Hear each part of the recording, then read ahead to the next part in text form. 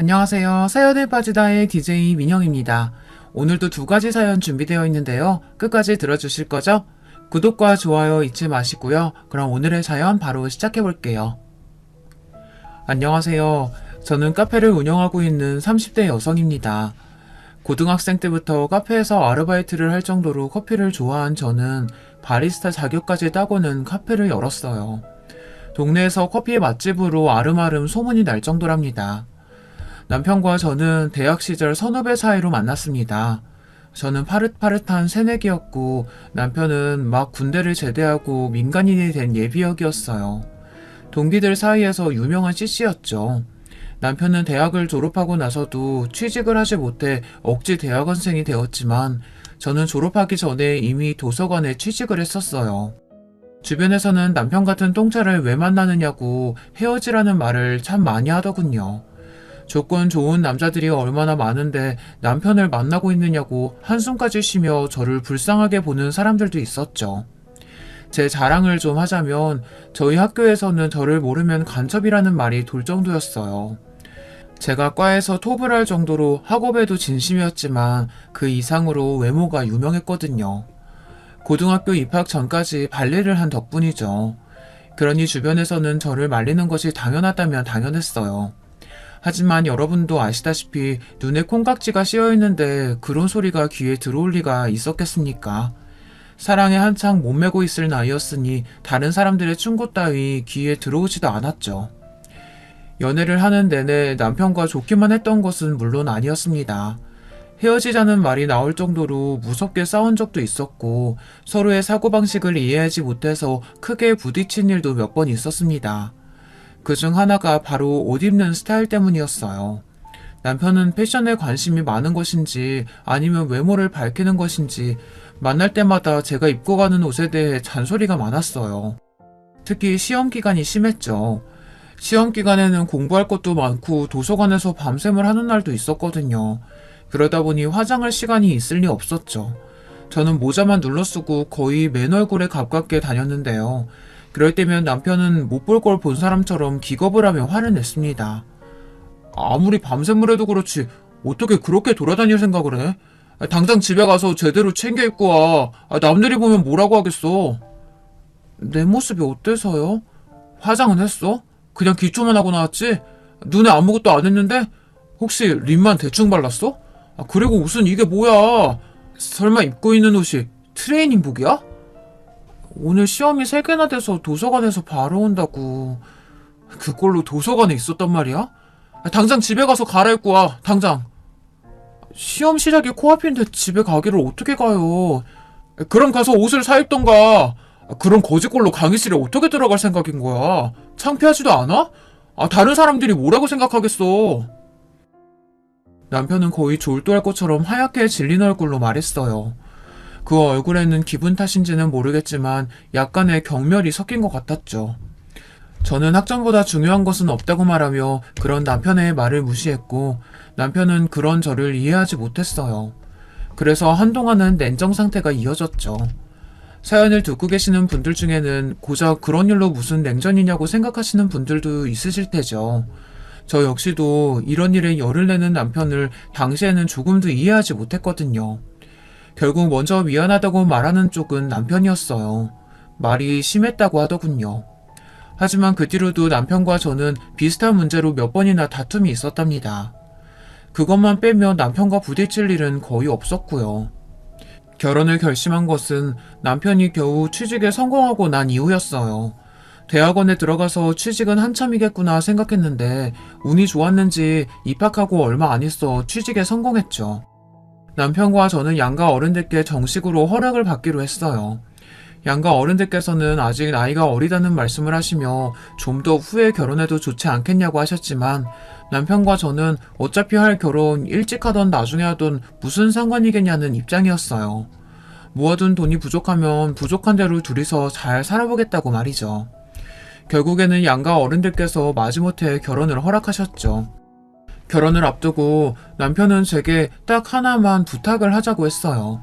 남편이 정색을 하고 이야기를 꺼내기에 저는 시부모님을 모신다고 하려나 아니면 제가 모르는 남편의 은밀한 취미생활이라도 있어서 그걸 존중해달라는 이야기인가? 아주 혼자서 오만 가지 상상을 하며 긴장은 잔뜩 했죠. 그런데 남편의 입에서 나온 말은 제가 예상했던 것과는 180도 다른 것들이었어요. 전혀 상상하지도 못했던 이야기라 처음에 듣고는 방금 뭐라고 했느냐고 다시 물어보기까지 했답니다. 나는 결혼했다고 여자들이 퍼주는 거 딱 질색이야. 화장도 귀찮다고 맨 얼굴에 다닌다거나 불편하다고 트레이닝복만 챙겨 입는 그런 여자는 되지 말아줘. 지금처럼 예쁜 모습으로 있어달라는 말이야. 그게 무슨 소리예요? 집이잖아요. 집이라면 편하게 있어도 괜찮지 않아요? 그런 생각이 나는 싫다는 말이야. 가족이라고 해서 모든 것을 다 오픈할 필요가 있는 건 아니잖아.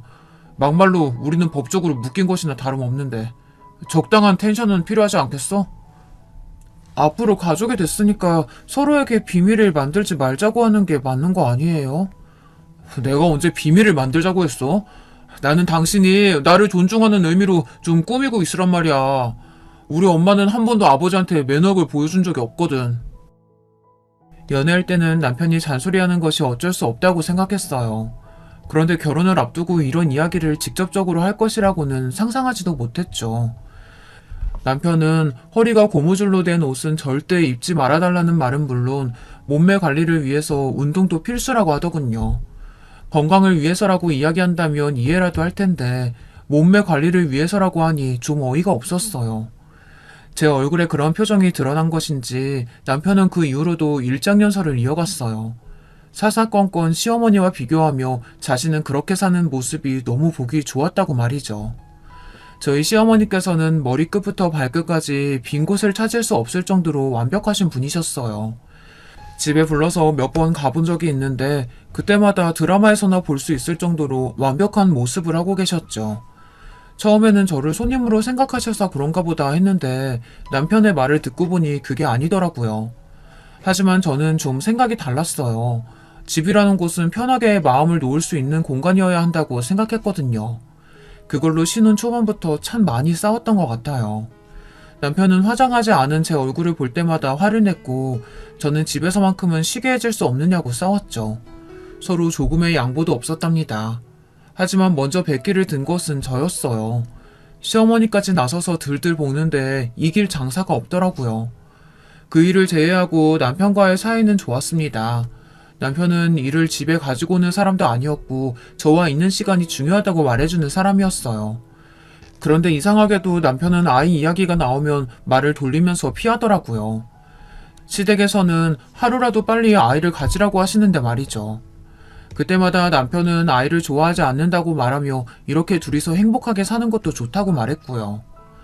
하루는 제사가 있어서 시댁에 갔다가 아이는 언제 가질 계획이냐고 한바탕 잔소리를 듣고 집으로 돌아오는 길이었어요. 저는 남편에게 넌지시 시부모님들도 손주를 자꾸 원하시는데 아이를 갖는 문제에 대해 진지하게 다시 생각해보는 것이 어떻겠느냐고 물었죠. 남편은 정색을 하면서 어른들이 말씀하시면 그냥 한 귀로 듣고 한 귀로 흘리면 그만이라고 하더군요. 하지만 오늘만 하더라도 어머니께서 얼마나 날 붙들고 아이 낳아야 한다고, 그것도 아들이어야 한다고 강조하셨는지 몰라요. 당신은 우리 닮은 아이가 궁금하지 않아요? 아이 낳는 것이 여자 몸에 얼마나 부담되는데 골반 틀어질 수도 있고, 그럼 지금 같은 몸매 유지하는데 얼마나 돈이 들어가겠어. 당신 지금 무슨 이야기 하는 거예요? 지금까지 아이 천천히 갖자고 한 이유가 내 몸매 때문이라고요? 다 당신 생각해서 하는 말이잖아. 애 낳고 지금으로 돌아가려면 얼마나 뼈를 깎는 노력이 필요할지 당신 상상이라도 해봤어? 남편의 말에 저는 숨이 턱하고 막히는 것 같았습니다. 어떤 남자가 아이를 낳지 않는 이유로 아내의 몸매를 꼽겠습니까? 저는 남편에게 대꾸할 말을 찾지 못하고 그냥 그대로 대화를 끝내야만 했습니다. 남편은 제게 말을 하고도 성에 차지 않는지 시댁에 전화를 해서는 앞으로 아이와 관련해서 그 누구도 말을 하지 말라고 엄포까지 놓았죠. 우리 둘의 문제인데 왜 어른들이 나서서 배나라 감나라 하는지 이해가 안 된다고 하면서요. 이걸 덕분이라고 해야 할진 모르겠지만 그 이후로 시댁에서는 한 번도 아이에 대해 물어보질 않으셨어요. 그 난리가 있고 나서 무려 5년이라는 시간이 흐르고서야 저는 아이를 가졌습니다. 남편은 당연히 기뻐하기 전에 긴 한숨부터 내쉬었죠. 애시당초 남편의 기뻐하는 모습은 기대조차 하지 않았지만 그래도 다른 집 남편들처럼 축하한다, 사랑한다, 고맙다 이 정도의 말은 할 줄 알았는데 남편은 고작 알겠다라고 하는 것이 전부였답니다. 임신한 내내 저는 입덧에 힘들었어요. 심한 날은 생수 냄새도 비리다는 생각을 할 정도였죠. 아이를 생각해서라도 억지로 먹어야 한다고 이야기를 하셔서 어떻게든 음식을 먹어보려고 했지만 얼마 먹지도 못하고 늘 그만둬야 했어요. 배는 불러오는데 제 팔과 다리는 살이 쏙쏙 빠지고 있었죠. 그나마 산 딸을 2달 정도 남겨두고 나서야 저는 입덧을 그만둘 수 있었답니다. 남편의 반응은 어땠느냐고요? 가히 충격적이었죠. 지금도 당시의 남편을 떠올리면 손이 벌벌 떨리고 숨이 가빠오는 것 같아요. 남편은 제대로 먹지도 못하는 저를 보며 안타까워하기는커녕 아이를 낳고 나서 금방 예전으로 돌아갈 수 있겠다고 좋아하더라고요. 누군가 임신했을 때의 기억이 평생 간다고 하는데 진짜 딱 그 말이 맞는 것 같아요. 제가 입덧으로 힘들어할 때마다 보인 남편의 만족스러운 미소는 잊혀지지가 않았죠. 그렇게 고생해서 저는 쌍둥이를 낳았습니다. 아이들은 평균보다 조금은 작게 태어났지만 그래도 건강하게 무럭무럭 자라났죠. 남편은 아이들을 거추장스럽게 느끼는 것 같았어요. 집에 와서 아이를 안아주는 일도 없었죠. 쌍둥이가 배고프다고 울면 마지못해 어정쩡한 자세로 아이를 안고 달래주었어요. 기적이요? 당연히 한 번도 갈아주지 않았죠. 정말이지 아이들 100일까지 저는 잠도 제대로 못 자고 쌍둥이들을 거진 혼자서 키웠답니다. 그러던 어느 날 남편이 갑자기 제게 할 말이 있다고 하더군요. 육아에 지친 저는 겨우 아이를 재운 상태라 남편과 이야기할 기운이 없었지만 남편은 무척 중요한 일이라고 하며 저를 끌어안쳤죠. 거실은 아이 용품으로 엉망이었어요. 남편은 도대체 집에서 청소도 제대로 안 하고 뭐 하느냐고 짜증을 냈죠. 눈에 불이 확 붙더군요. 남편의 입을 잡아서 비틀어버리고 싶었어요. 이제 애들 100일도 넘었으니 당신도 관리 좀 해야지. 관리요? 무슨 관리요? 아이들 육아하는 것만으로도 벅찬데 무슨 관리요? 당신 나하고 결혼할 때 했던 약속 잊었어? 아이 낳더라도 절대 퍼지지 말고 예전 모습 유지하기로 했잖아. 지금 당신 모습 보라고 완전히 아줌마 다 됐잖아. 아줌마가 어때서요? 아이 둘을 나 혼자서 키운다는 게 얼마나 힘든지 상상이나 해봤어요? 당신은 집에 와서 나 몰라라 하고 앉아만 있잖아요. 아기를 좋아하지 않아서 그렇다는 말을 할 생각이라면 꿈 깨요. 그럼 청소는 할 수 있고 분리수거 좀 내다버릴 수 있잖아요. 당신은 육아에 조금도 동참하지 않으면서 나더러 이 상황에서 관리를 하라고요? 여보, 그거 다 핑계야. 아이들 잘 때 다 할 수 있는 일들인데 그저 당신 몸 편하겠다고 나 몰라라 하는 거잖아. 핑계? 그럼 당신이 어디 해봐요. 나 없이 아이 둘 케어해보라고요. 얼마나 힘든지. 저는 남편의 몰상식한 말에 더 이상 참지 못하고 소리를 질렀어요. 남편은 그런 저를 이상하다는 듯이 바라보고는 고개를 절레절레 흔들었죠. 그러고는 한다는 말이 집안일을 도와줄 가정부를 불러주겠다고 하더군요. 수입이 얼마나 된다고 가정부를 고용할 생각이냐고 따져 물었지만 남편은 시부모님의 도움을 받으면 된다고 너무 당연하다는 듯 말했어요. 엄마한테 말해서 가정부 고용할 테니까 당신 더 이상 핑계 없는 거다. 알겠지? 당신 이 상황에서까지 가족을 위해서 내가 뭘 하겠다는 건 없군요. 나는 할 만큼 하고 있잖아. 여기서 내가 뭘 더 하라는 거야. 다른 여자들도 다들 그렇게 하면서 애 키워. 긴 말 필요 없고 앞으로 내가 운동 끊어뒀으니까 가서 운동하고 가정부 오면 식단도 내가 말해줄 테니까 챙겨. 저는 남편의 징글징글한 모습을 보며 이혼을 생각하기도 했습니다. 이런 사람이 아빠라면 분명 우리 쌍둥이들도 불행할 것이라고 말이죠. 하지만 생각을 행동으로 옮기는 것이 쉽지는 않았어요. 다음날부터 시댁에서 구해주신 가정부 아주머니께서 오셨고 운이 좋은 것인지 꼼꼼하게 집안일은 물론 아이들 케어까지 완벽하게 채워주셨죠. 물어보니 아주머니께서도 쌍둥이를 키우셨다고 하더라고요. 독박 육아에서 벗어나자 숨이 쉬어지는 기분이었어요. 남편이 끊어준 운동도 처음에는 남편이 전화로 닥달을 해서 갔었는데 가서 한바탕 땀을 빼고 나니 개운한 마음이 들어 나중에는 즐거운 마음으로 갔습니다. 남편은 당연히 아이 문제에 대해서는 전적으로 저에게 맡겼어요.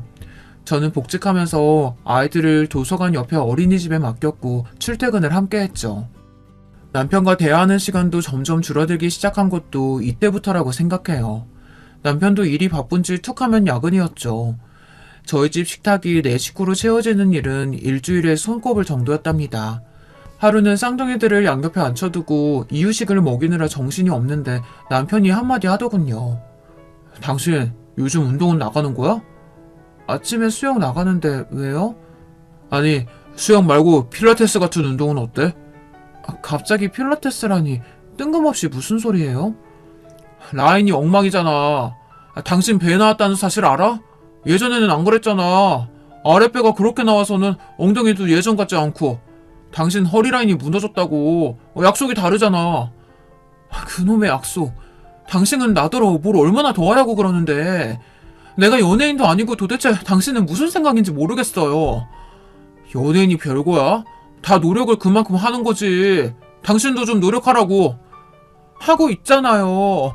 얼마나를 더 해야 당신 성에 차는데요. 거울을 좀 봐. 당신 지금 어떻게 보이는지. 돼지처럼 뒤룩뒤룩해서는. 남편은 먹던 숟가락을 식탁에 세게 내려놓더니 밥맛 떨어진다며 자리를 박차고 나가버렸죠. 기가 막혔어요. 인간이 저래도 되나 싶었죠. 어리둥절하면서 저를 바라보는 아이들에게 억지 웃음을 지어가며 겨우 식사를 마치고 주방에 우두커니 서서 저는 많은 생각을 했습니다. 이제는 남편의 저런 행동이 집착을 넘어 병으로까지 보이기 시작했어요. 얼마를 그렇게 서 있었는지 문이 곧 열리고 남편이 들어오는 소리가 나더군요. 그제야 정신을 차린 저는 이를 악물고 설거지를 시작했어요. 등 뒤로 남편이 다가오는 소리가 들렸죠. 여보, 미안해. 내가 말이 심했어. 남편은 제게 프리지아 꽃다발을 내밀며 사과를 했어요. 연애 시절부터 지금까지 처음 있는 일이었어요. 남편은 원래 식물을 좋아해서 집에도 곳곳에 화분들이 있었는데요. 그럼에도 불구하고 한 번도 제게 꽃다발을 선물한 적이 없었거든요. 저는 처음 겪는 일이라 당황해서 내밀어진 꽃다발과 남편의 얼굴을 번갈아 보기만 했어요. 남편은 그런 제품에 꽃다발을 안겨주며 자신의 잘못을 용서해달라고 했죠. 자신이 너무 무심했다며 앞으로는 혼자서 힘들지 않도록 노력하겠다고 하면서 말이에요. 제 입장에서는 해가 서쪽에서 뜬다는 말과 전혀 다르지 않을 정도의 충격이었어요. 남편은 정말 많이 생각하고 반성했다고 이번 한 번만 자신을 믿고 넘어가자고 했고 저는 얼떨결에 고개를 끄덕였어요. 남편은 정말 그날 이후로 달라진 모습들을 보여주었어요. 어색한 손길이지만 아이에게 이유식을 먹여주기도 했고 피곤하다고 하면 어깨를 주물어주기도 했죠. 그래서 저는 단 한순간도 남편을 의심해본 적이 없었어요. 갑자기 잘해주거나 선물을 안기면 남편의 외도를 의심하라고 하는 말이 제게는 해당하지 않는 줄 알았습니다. 저는 남편이 이제야 철이 들었다고 생각했고 이대로 행복한 순간이 이어지기를 바라기만 했답니다. 하지만 저의 이런 착각이 깨지는데 오래 걸리지 않았어요. 하루는 도서관 세미나가 있어 토요일에 출장을 가게 되었어요. 출장이라고 해봤자 2시간 정도 떨어진 지역의 도서관이었죠. 남편도 주말에 미팅이 잡혀있다고 해서 친정에 아이들을 데려다 두고 일을 하러 갔습니다. 세미나는 생각보다 늦게까지 이어졌어요. 계획보다 늦어진 저는 급한 마음에 서둘러 집으로 향하고 있었죠. 그때였어요. 별 생각 없이 정류장에서 버스를 기다리는데 멀리서 익숙한 차량 한 대가 다가오는 것이 보이더군요. 그리고는 정류장을 지나 건물 주차장으로 들어갔죠. 번호판이 분명 남편의 차였어요. 저는 회사에서 미팅이 있다는 사람이 왜 여기 있나 싶은 마음에 어딘가 홀린 사람처럼 그 차가 들어간 주차장을 따라 들어갔어요. 주차장에 들어가서 바로 남편의 목소리가 들렸고 저는 바로 아무 차 뒤에 숨었죠. 오늘도 고생했어. 골프 접대가 역시 제일 힘들어. 교신하지 않게 져주는 것도 보통 에너지가 필요한 일이 아니더라고. 일부러 졌다고는 아무도 모를 정도로 감쪽 같은데요? 자기 원래 실력이 그런 거 아니고? 내 실력 뻔히 알면서 왜 이래. 오늘은 좀 씻고 가야겠다. 땀이 많이 나는지 영 찝찝하네. 그냥 씻고만 가려고? 귀엽게 굴기는. 같이 씻을까? 대학 CC 시절 이후 저렇게 남편이 다정하게 이야기한 적이 있었던가. 저는 역겹고 소름 돋는 대화를 엿들으면서 제가 제대로 듣고 있는 것이 맞는지 의심이 들었어요. 남편은 다정하게 여자의 허리에 손을 얹더니 건물 안으로 들어갔죠. 저는 다리가 풀려서 차마 따라 들어갈 수가 없었어요. 머릿속에 온갖 폭죽이 터지는 기분이 들며 아무런 소리도 들리지 않았죠. 제가 본 것은 분명 남편의 외도 장면이었는데도 믿을 수가 없더군요. 비틀거리며 친정으로 간 저는 친정 어머니를 보자마자 거실 바닥에 주저앉았어요. 퇴근한 남동생이 깜짝 놀라며 이게 무슨 일이냐고 왜 이렇게 몸을 떠느냐고 했지만 저는 한마디도 할 수가 없었어요. 얼마 뒤 남편에게서 회식이 있다는 문자가 도착했고 저는 그걸 보고는 엉엉 큰 소리로 울어버렸죠. 저의 돌발 행동에 아이들도 그리고 친정 식구들도 다들 놀란 얼굴을 하셨어요. 저는 그렇게 울다가 그대로 필름이 끊겨버렸답니다. 다시 눈을 떴을 때는 응급실이더라고요. 그날 그렇게 남편의 외도를 확인한 저는 남동생에게 사실대로 본 것들을 이야기했어요. 제 이야기가 계속될수록 금방 얼굴이 시뻘겋게 달아오른 남동생은 남편을 가만두지 않겠다고 주먹을 불끈 쥐더군요. 남동생은 노발대발하며 당장 이혼을 하겠다고 했어요. 저 역시도 머리로는 이혼을 해야 한다고 생각이 들면서도 선뜻 그렇게 하겠다는 말이 나오질 않더라고요. 남자들의 대부분이 결혼 생활을 하며 바람을 피운다고 하잖아요. 어쩌면 그냥 지나갈 수 있는 바람일 수도 있지 않을까 바보 같은 생각이 들었거든요. 남동생은 무슨 헛소리냐고 했지만 저는 우선 남편과 이야기를 해보겠다고 했어요. 남편의 외도를 알고 나니 그동안의 남편의 행동들이 다 거짓말처럼 보였어요. 남편으로 아이들 아빠로 노력하는 모습이 다 연기처럼 느껴졌죠. 저는 남동생에게 부탁해 남편의 외도 흔적을 찾아달라고 말했어요. 집안에서는 워낙 감쪽 같으니 밖에서 찾을 수밖에 없었거든요. 얼마 지나지 않아 남편과 그 여자의 진한 애정 행각이 담긴 사진이 제 손에 들어왔습니다. 집 밖이라고 조심성이 사라진 것인지 사진을 찍은 것이 아주 손쉬웠다고 했죠. 대망의 그날 저는 남편에게 사진을 내밀며 여기 찍힌 사람은 누구냐고 물었어요. 남편은 멈칫하더니 뚫어져라 사진을 바라보았죠. 그리고는 바람 빠지는 소리와 함께 몸을 뒤로 한껏 젖히고는 저를 바라보며 어떻게 알았느냐고 묻더군요. 바람 피운 것이 맞기는 하군요. 이 상황에서 당신 어떻게 나한테 이렇게 당당해요? 당신이 알았다고 하니까 말하기 쉬워져서 그렇지. 잘됐어. 언제 말해야 하나 기회만 보고 있었는데. 뭐라고요? 당신 지금 아이들이나 나한테 미안하다는 생각 전혀 안 들어요? 내가 뭘 미안해야 한다는 소리야? 내가 처음부터 말했지. 결혼하고 나서도 관리하라고. 아이는 필요 없다고. 내 말 무시하고 애 둘이나 낳은 사람은 당신이야.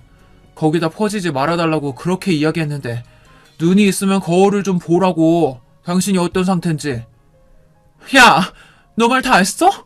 애는 나 혼자만 드니? 나 혼자 낳았냐고. 지 새끼 나 몰라라 하고 아무것도 안 했으면서 지금 모든 게 다 내 탓이란 말이야? 남편의 변명 같지도 않은 소리에 결국 소리를 지르며 흥분한 것은 제 쪽이었어요. 침착하게 대응하자고 그렇게 다짐했는데 남편의 대꾸에 이성이 날아가는 것 같았죠. 하지만 이어지는 남편의 대답은 상상을 초월할 만큼 더 충격적이었어요. 물론 외도를 했다는 사실만 보면 내 잘못이 맞겠지. 그런데 당신이 날 밖에서 다른 여자 만나게 만들었다니까? 사진을 봐. 당신보다 나이는 1살 더 많은데 자기 관리가 얼마나 확실한가? 들어갈 때 들어가고 나올 때 나오고 얼마나 완벽해? 남편의 말에 저는 수음이 쉬어지지 않는 것 같았어요. 남편은 너무나도 평안한 모습으로 친권도 다 포기할 테니 이혼하자고 하더군요.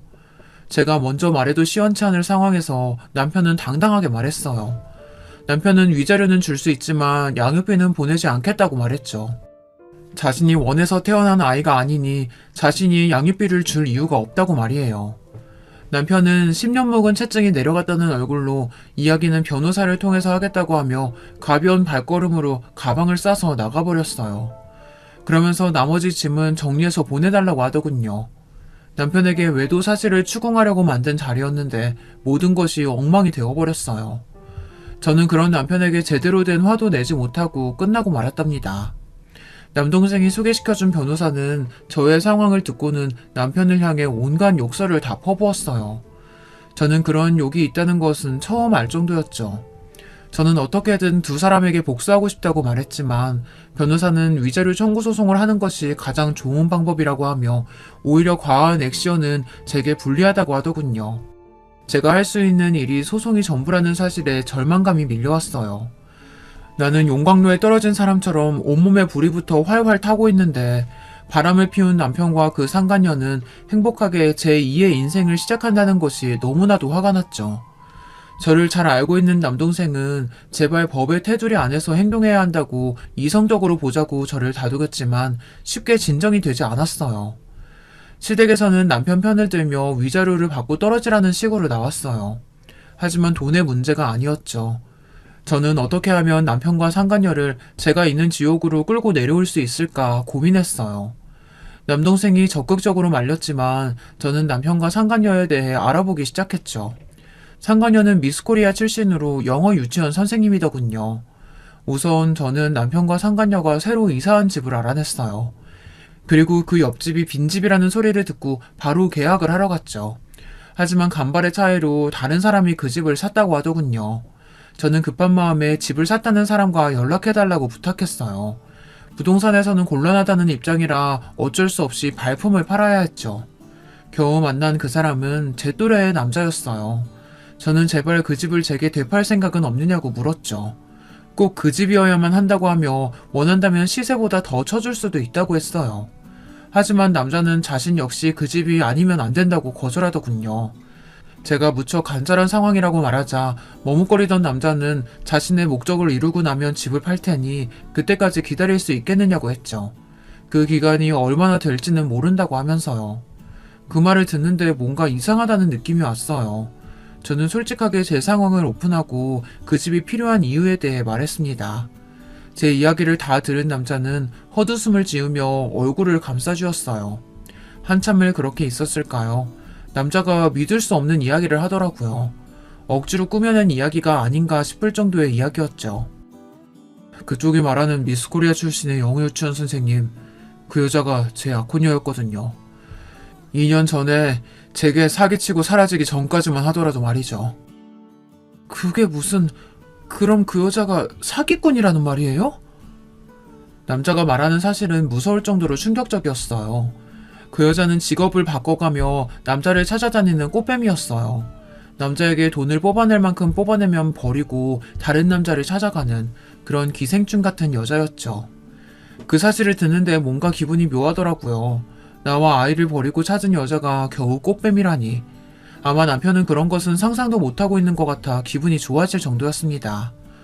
남자는 2년이라는 시간 동안 상간녀를 찾아다녔다고 말하면서 이제야 복수를 해줄 수 있게 되었다고 말하며 웃었죠.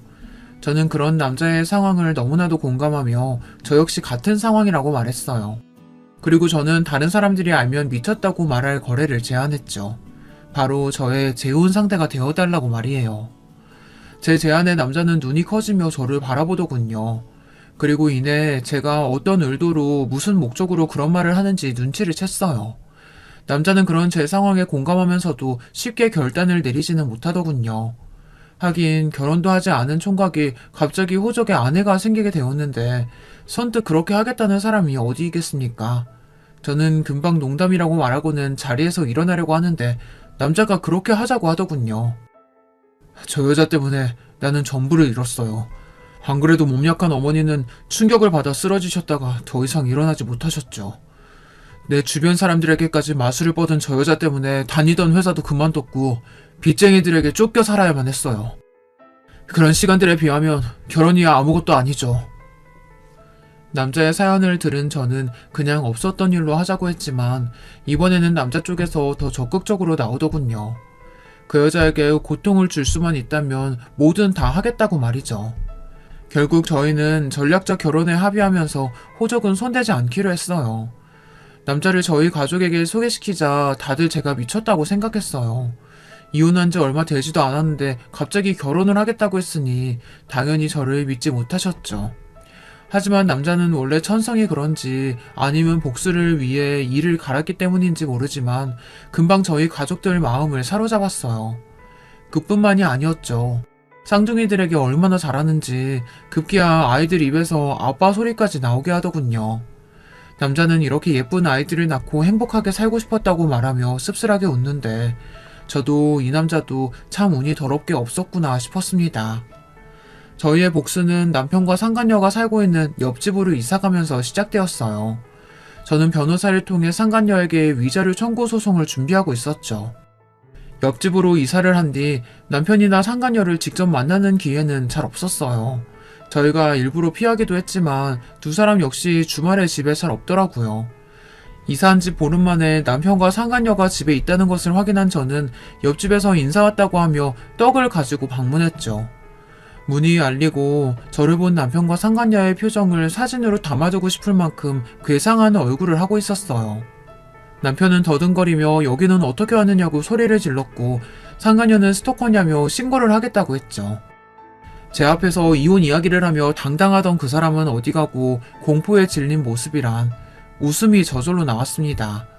저는 어깨를 으쓱하며 전혀 몰랐다는 말투로 대답했어요. 당신이 여기 살고 있는지는 나도 몰랐네. 우리 그이가 여기에 신혼살림 시작하자고 해서 그냥 따라왔거든. 당신이 있는 줄 알았으면 안 오는 건데. 그이? 당신 결혼했어? 언제? 이혼한 지 얼마나 됐다고 결혼을 해, 당신이? 너도 이렇게 결혼해서 잘만 사는데 나라고 하지 말라는 법은 없잖아? 너도 아는 재혼, 내가 왜 못하니? 제 말에 남편은 당황하며 저를 위아래로 훑어보았어요. 저는 복수를 준비하며 이를 악물고 다이어트를 감행했죠. 다니던 도서관도 그만두고 PT에 필라테스까지 안 해본 운동이 없을 정도였답니다. 발레를 할 때만큼이나 혹독하게 스스로를 몰아붙였어요. 제가 얼마나 독하게 했는지 개인 PT 선생님께서도 혀를 내두르실 정도였죠. 덕분에 저는 남편이 그렇게 결혼 생활 동안 노래를 부르던 완벽한 몸매를 하고 있었고요. 상간녀를 앞에 두고도 제 몸을 훑어보는 남편을 보며 저는 벌레가 기어가는 기분이 들었지만 모르는 척하고 이렇게 된 거 서로 적당히 몸 살아가면서 지내보자고 말하고는 그 집을 나왔습니다. 그렇게 마주한 뒤로 저는 한동안 남편을 피해 다녔어요. 재혼한 남자도 상간녀와는 아직 마주할 단계가 아니라 조심했죠. 저는 남편이 건물 지하의 수영장과 헬스장을 이용한다는 것을 알아내고는 그 시간에 맞춰 운동을 갔어요. 남편은 저를 보자마자 인상을 쓰며 고개를 돌리더군요. 하지만 그것도 얼마 못 가서 제가 움직일 때마다 제 뒤를 뚫어져라 보더군요. 계획대로 흘러가고는 있었지만 기분이 더러운 것은 어쩔 수 없었어요. 운동을 마치고 나오자 남편이 기다렸다는 듯이 제게 말을 걸더라고요. 아이들은 어쩌고 지금 이렇게 다니는 거야? 처가에 두고 재혼했어? 왜? 그 남자가 애들까지는 안 된다디? 애들? 당신 입에서 애들이 나오다니. 당신이 아빠라는 자각은 있나 봐. 우리 그이는 당신이랑 본질적으로 다른 사람이니까 헛소리 집어치워. 어디다 비교를 해? 그럼 애들은? 내가 애들 소리 들은 적이 없는데 애들은 어디 갔냐고. 너는 엄마라는 인간이 애들은 나 몰라라 하고 이렇게 남자에 미쳐도 되는 거야? 내가 너니? 우리 집에서 애들 소리가 나든 말든 무슨 상관인데. 뭐야, 너 뜯고 있었어? 너 이러는 거 그 여자는 알고 있니? 남편은 제 말에 꿀먹은 벙어리처럼 입을 다물었죠. 그때였어요. 때마침 아이들이 큰 소리로 엄마를 부르더라고요.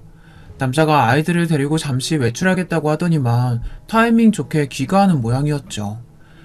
아이들은 품에 요즘 유행하는 인형을 하나씩 안고 있었어요. 아이들은 아빠가 사줬다고 하면서 자랑을 하다가 이내 남편을 발견하고는 사색이 되어서는 남자의 뒤로 몸을 숨겼죠. 남편은 어처구니가 없다는 얼굴로 저를 노려보았어요. 아빠? 지금 저 새끼한테 아빠라고 했어? 내가 버젓이 살아있는데? 웃기고 있네. 양육권이고 친권이고 다 내팽개치면서 아이 원한 적 없으니 양육비는 죽어도 줄 수 없다고 한 인간이 누군데. 말 나온 김에 얘기 좀 하자. 판사님이 매달 100만원씩 아이들 양육비 보내라고 한 거 너 왜 안 보내니? 그 얘기가 왜 나와 여기서. 말 돌리지 마. 왜 애들이 저 새끼한테 아빠라고 부르냐니까. 그건 우리 공주님들 마음이죠. 그렇게 부러우시면 잘 좀 하지 그러셨어요. 여보, 왜 여기 이러고 있어. 머리는 돌 말려서는. 감기 들겠어. 들어가자. 애들이 엄마한테 자랑해야 한다고 포장도 안 뜯었거든. 저는 남자의 무르르듯 자연스러운 모습에 속으로 혀를 내두르며 남자를 따라 몸을 돌렸어요. 아이들을 양팔에 하나씩 안고 저를 보며 웃는 남자를 남편이 노려보는 것이 고스란히 느껴졌죠. 저는 보란듯이 남자의 팔뚝을 가볍게 잡고는 그 자리를 벗어났답니다. 그 뒤로도 남편과는 몇 번이나 마주쳤어요. 처음에는 저의 의도가 분명했지만 뒤로 가면 갈수록 남편이 일부러 저를 기다리고 있다는 것을 눈치챌 수 있었죠. 한편 상간녀에게 위자료 청구 소장을 보냈는데 그대로 반송되어 왔더라고요. 당연히 저는 반송된 소장과 내용 증명을 직접 들고 옆집으로 향했죠. 상간녀 혼자 있더군요. 저는 소장을 내밀며 왜 반송시키느냐고 물었어요. 상간녀는 이혼하면서 남편에게 위자료를 받았으면서 자신에게 이런 것을 왜 보내느냐고 따졌죠. 그건 이혼의 결정적인 원인이 되는 사람이 남편이니까 남편이 나한테 준 거고요. 당신은 별개의 문제죠. 당신 때문에 나나 우리 아이들이 받은 충격이 얼만데 그건 당신이 보상해야 할 문제잖아요? 자기 남편 간수 제대로 못해서 이혼당한 주제에 누구한테 큰 소리래? 이봐요. 그러게 똑바로 좀 하고 살지 그랬어요. 그랬으면 우리 남편이 나 좋다고 쫓아다녔겠어요? 그쪽은 자기 좋다고 쫓아다니면 유부남이든 아니든 가리지 않고 다 만나고 다니나 봐요. 유부남인 거 알고도 만났으면 당연히 책임이 있죠. 내가 그쪽보다 잘나서 그런 걸 가지고 어쩌라는 거예요. 나는 돈 한 푼도 못 주니까 이거 들고 꺼져요. 제 경고에도 상간녀는 코웃음을 치며 저를 비웃더라고요. 그때였죠. 남자가 약속한 대로 저를 찾아 옆집 벨을 눌렀어요. 저는 손에 땀이 차면서 긴장이 되기 시작했어요. 남자의 얼굴을 본 여자가 어떤 반응을 보일지 궁금했죠. 상간녀는 신경질적으로 문을 열다가 그 자리에서 굳어버렸어요. 남자는 그런 상간녀가 보이지 않는다는 듯 제게 아이들이 기다리고 있으니 어서 가자고 말했죠. 상간녀는 벌벌 몸을 떨면서 어떻게 이런 일이 있을 수 있느냐고 중얼거렸지만 저는 못 들은 척하며 우리 가족끼리 캠핑을 가기로 했다고 하며 소장 잘 읽어보라고 말하고는 집을 나왔답니다. 남자는 겉으로는 태연한 척했지만 운전대를 잡은 손이 끊임없이 떨리고 있었어요. 그리고는 당장에 달려들어 머리채를 잡아뜯고 싶은 심정이었지만 참았다고 하더군요. 그러면서 저렇게 겁에 질린 얼굴을 보니 제 제안을 받아들이길 잘했다는 생각이 들었다고 했죠. 저는 그런 남자에게 이제 시작이라고 하면서 피가 마르는 기분이 어떤 건지 생생하게 느낄 수 있게 하자고 결의를 불태웠죠. 우리는 더 이상 남편과 상간녀를 피하지 않았어요. 오히려 다정한 분위기를 풍기며 다녔죠. 그렇게 당당하던 상간녀는 저와 남자가 보이면 숨기 바빴습니다. 남편이 우리 부부에게 말이라도 건다 싶으면 히스테리를 부리며 빨리 가자고 짜증을 냈고요. 남자는 상간녀에게 혼인을 빙자해 사기쳤다며 가져간 돈은 물론 정신적인 피해 보상을 원한다고 했어요. 상간녀는 거의 발작 수준으로 난동을 피웠어요. 언제적 얘기를 가져와서 고소한다니 내가 뭘 잘못했는데? 아픈 이 엄마랑 도저히 같이 못 살겠다 싶어서 파혼한 걸 가지고 혼인 빙자 사기라니 무슨 말도 안 되는 소리야. 나는 처음부터 어머니 모셔야 한다고 했고 너는 기꺼이 하겠다고 했어. 그러면서 나한테 뭐라고 했니? 같이 옷가게 운영해보자고 하면서 가게 알아보고 거래처 뚫고 별짓을 다 했지. 그런데 그 행동 중에 진짜가 하나라도 있었니? 다른 사람이 가게 준비하면서 인테리어 하는 곳을 마치 우리 가게인 양 나한테 보여줬지. 거래처라는 사람들도 하나같이 다 없는 사람들이었고 이렇게 나한테 사기쳤으면서 한다는 말이 파혼했을 뿐이라고? 상간녀는 조목조목 따져드는 남자 앞에서 말 한마디도 하지 못했어요. 남자는 그때 가져간 1억 5천만 원 돌려주지 않으면 사기죄로 신고하겠다고 했죠. 상간녀는 아레니스를 깨물며 그 돈이면 남편에게 아무 말 하지 않겠다고 약속할 수 있느냐고 물었고 남자와 저는 웃기만 할 뿐 대답을 피했답니다. 저희의 이런 반응을 긍정으로 받아들였는지 일주일도 되지 않아 상간녀는 돈을 가져와서는 남자에게 모든 것이 정리되었으니 자신이나 남편을 건들지 말라고 하더군요. 상간녀와의 일과 상관없이 드디어 기다리던 대학 동문회가 열렸습니다. 그 일은 남자와 제가 계획한 일의 하이라이트나 다름없었죠. 호텔에서 열리는 동문회에 저는 그동안 살면서 가장 화려하게 꾸미고 나갔어요. 당연히 남편의 모습도 보였죠. 저와 남편이 어떻게 헤어졌는지 대충 알고 있던 동기들은 남편의 등장에 불편한 기색이 역력했지만 저는 상관없다는 듯이 밝게 웃으며 동기들과 대화를 나눴습니다. 제 눈치를 보던 동기들도 어느새 남편은 무시하고 저와 웃고 떠들며 시간을 보냈답니다. 저는 술을 단 한 모금도 마시지 않았지만 취한 척 비틀거리며 밖으로 나왔어요. 곧 남편이 제게 다가오더군요. 오픈숄더를 입고 있던 제 어깨를 더러운 손가락으로 훑으며 많이 취했냐고 물었죠. 저는 술에 취한 척 비틀거리며 남편의 손길을 피하고는 할 말이 있느냐고 물었어요. 너 오늘 진짜 예쁘구나. 대학 시절 우리과 킹카로 꼽혔을 때보다 지금이 더 예쁜 것 같아. 미스코리아 나갈 정도의 미모의 와이프를 두고 할 말은 아니지. 미스코리아가 대수야? 당신이 지금 내가 반했던 그때 그 모습 그대로야. 남편이 끈적거리는 말투로 다가오는데 정말이지 먹은 것도 없는데 속에 있는 것을 다 개어내고 싶을 정도로 역겨웠지만 저는 비틀거리며 이만 집에 가야겠다고 말했어요. 남편은 너무 취했다고 하며 잠깐 쉬었다 가는 것이 어떻겠느냐고 하며 룸으로 가자고 하더군요. 처음부터 그럴 계획이었겠죠. 저는 거절하며 남편을 밀쳤지만 더 가까이 다가오면서 잠깐 술만 깨자고 하더라고요. 당신 와이프가 알면 어쩌려고 이러는 거야. 됐어. 택시 타고 가면 되니까 이거 놔. 이렇게 취해서 택시는 위험하지. 잠깐 룸에서 술 깨면 내가 데려다 줄게. 어차피 방향이 같잖아. 그리고 와이프가 알면 좀 어때? 그 여자 머리 나빠서 내가 하는 말은 다 믿으니까 괜찮아. 진짜 굴빈 여자랑 산다는 게 정말 피곤하더라. 당신이랑 비교하니까. 아휴. 자기 와이프 욕을 서슴없이 하는 남편을 보며 진짜 상간녀도 불쌍한 인간이다 싶더라고요. 저는 비틀거리는 척하며 온 힘을 다해 신고 있던 힐로 남편의 발등을 찍었어요.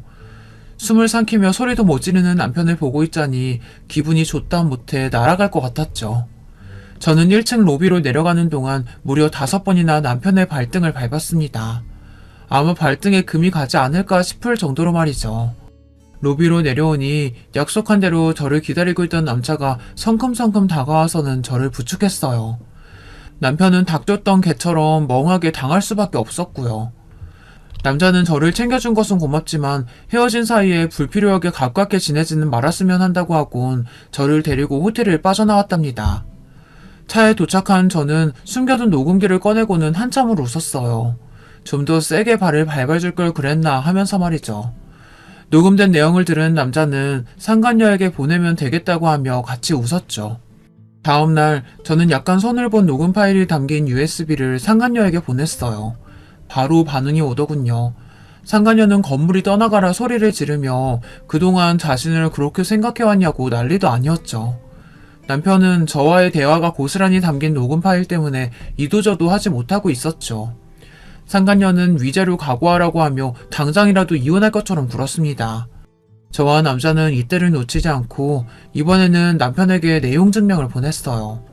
상간녀가 남자의 돈을 갚기는 했지만 그건 어디까지나 원금이었잖아요. 위자료도 같이 청구했는데 위자료는 쏙 빼고 사귄 친 돈만 갚았으니 남은 돈도 당연히 받아낼 생각이었죠. 물론 수신자는 상간녀였지만 우리의 목적은 남편이 상간녀의 과거를 아는 것이었거든요. 상간녀와 남편의 입장이 단숨에 역전되었죠. 남편은 꽃뱀이라고 상간녀를 몰아갔고 상간녀는 누가 누구에게 손가락질이냐며 맞서 싸우기 시작했어요. 두 사람이 어찌나 큰 소리로 싸우는지 건물에서는 상간녀와 남편에 대해 모르는 사람이 없었답니다. 남자는 이쯤에서 이사를 가는 것이 좋겠다고 했어요. 더 가까이에서 구경하고 싶은 마음은 굴뚝 같았지만 여기 더 있다가는 우리가 오히려 꼬투리를 잡힐 수도 있었거든요. 이사를 가면서 저와 남자는 처음 이야기한 대로 각자의 길을 가자고 이야기했죠. 남자는 돌아가신 어머니께서 사셨던 집을 수리해 농사를 짓고 살겠다고 말했어요. 저는 친정으로 돌아가는 대신 작은 아파트를 얻었고요. 제 복수는 여기가 끝이 아니었거든요.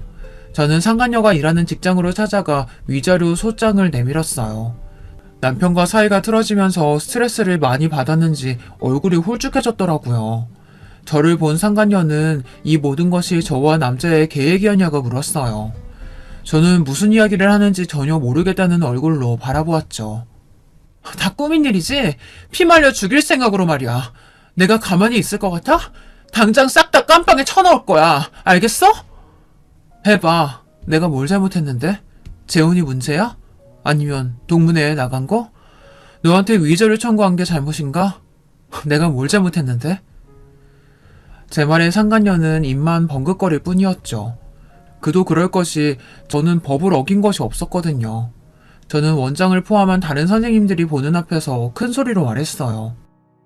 그러게 내 남편이랑 바람났으면 위자료를 제대로 줬어야지.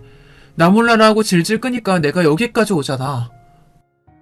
너 지금 여기가 어디라고? 우리 아이들이랑 내 정신적 피해 보상 끝까지 받아낼 테니까 도마칠 생각은 그만두는 게 좋을 거야. 알겠어? 저는 상간녀 보란듯이 어깨를 펴고는 그 자리를 벗어났어요. 그뿐만이 아니었죠. 저는 남편의 회사로도 찾아갔어요. 양육비를 달라고 할 생각이었죠. 그런데 이미 지방으로 자천되어서 회사에 있지도 않더라고요. 나중에 들었는데 그 남자가 남편 회사 게시판에 글을 올리는 바람에 소문이 났더라고요. 저는 아쉬움에 입맛을 다시며 남편의 회사를 나올 수밖에 없었습니다. 대신 저는 양육비를 내놓으라고 남편에게 정기적으로 내용 증명을 보내고 있답니다. 저의 복수는 그것으로 정리되었습니다. 만족스럽지는 않지만 더 이상 이 일을 끌고 가는 것이 어리석은 생각이 들어 그만뒀어요. 여러분들 생각은 어떠세요? 제가 너무 심한 것 같으세요? 여러분들 생각이 궁금하네요. 마지막으로 저와 함께 복수를 함께 해준 그 남자. 지금 저는 그 남자와 진지하게 만남을 이어가고 있습니다. 같이 겪은 일이 있어서 그런지 정이 좀 들더라고요. 아이들도 잘 따랐고요. 진짜 부부가 될지는 잘 모르겠습니다. 둘 사이가 어떻게 될지는 앞으로 시간이 해결해주지 않을까요? 여러분, 두 번째 사연 시작하기 전에 좋아요, 구독 꼭 눌러주실 거죠? 그럼 두 번째 사연 바로 시작합니다. 안녕하세요. 저는 서울에 사는 30대 주부입니다. 날도 추운데 사연 유튜브 듣다 보니 자꾸 제 옛날 일이 생각이 나서요. 어디다 잘하지 못했던 제 얘기도 한번 털어놔보고 싶었어요. 제가 결혼하기 전 일이에요. 전 처녀적에 좀 빨리 결혼하고 싶어 하는 쪽이었어요. 어려서부터 계속 좋은 남자, 멋있는 남자 만나서 다정하고 따뜻한 가정을 꾸리고 싶은 마음이 있었거든요. 저희 집도 스펙이 나름 괜찮은 편이었고 저도 나름 괜찮은 미대 졸업하고서 그림 활동을 하고 있었어요. 물론 그때 당시에 작가로 어디에 이름을 내걸 만큼 엄청나게 뛰어난 화가는 아니었지만요. 전 저희 엄마 아빠가 워낙 다정하게 잘 사셨기 때문에 저도 그렇게 살고 싶은 마음이 있었어요. 그래서 엄마나 아빠가 여기저기 손자리도 많이 알아봐 주셨어요. 사실 제가 그렇게 인맥이 넓은 편은 아니고 친한 친구들만 깊이 친한 타입이라서 사람을 폭넓게 사귀진 못했거든요. 그래서 남자친구를 많이 사귀진 못했고 대신 졸업 후에 부모님의 인맥으로 여기저기서 소개를 받아서 만나보곤 했어요. 그런데 소개받아서 만나는 사람 중에 저랑 딱 맞는 사람이 있을 확률이 뭐 얼마나 있겠어요? 꽤 많이 만나봤지만 실패도 많이 했어요. 그래서 20대 중반쯤에는 좀 초조해져 있었죠. 졸업 후에 친구들은 취업하거나 화가가 돼서 잘 나가던지 아니면 좋은 집안, 좋은 남편 만나서 시집가서 떵떵거리고 살았거든요.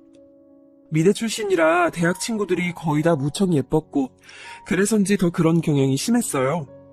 미영아, 너 아직 소식 없어? 무슨 소식이야, 소식은. 아니, 너 정도 예쁜 애를 왜 남자들이 다 그냥 두지? 진짜 이상하다. 몰라. 지난번에 소개팅한 남자는 자기네 집이랑 우리 집이랑 격이 안 맞는데, 재수없어. 뭐래? 대놓고 그런 소리를 한단 말이야? 근데 사실은 우리 집이 좀 애매해서 더 그런 놈들이 나타나는 것 같기도 해. 겉으로 보기엔 그럴싸해 보이는데, 사실 알고 보면 그렇게 막 잘 나가진 않으니까. 사실 저희 집은 아빠가 사업을 하시고 엄마가 겉으로나마 교수 타이틀을 가지고 계셨어요. 오빠는 정신과 의사였는데 당시엔 해외 의과대학에 나가서 임시연구원으로 일하고 있었고요.